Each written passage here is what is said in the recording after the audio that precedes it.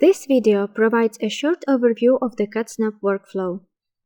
Catsnap searches for conserved changes in amino acid sequences caused by alternative splicing, alternative transcription start sites, and alternative polyadenylation. To start, paste in 2 proteins that result from such events and press Submit. The output page displays a list of identified protein pairs that are similar to the input. To analyze the results, align the sequences. Now you can see how the proteins differ in alternative regions.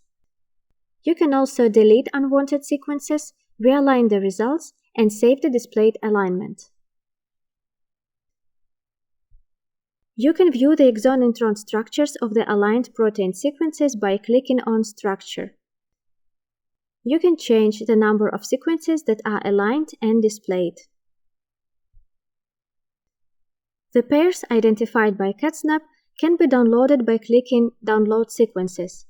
The best hits in a species folder contains the same pairs as the ones displayed on the output page, while the All Hits in a Species folder includes additional results from paralogous genes or other events occurring in the same gene. More information is available on the Help page.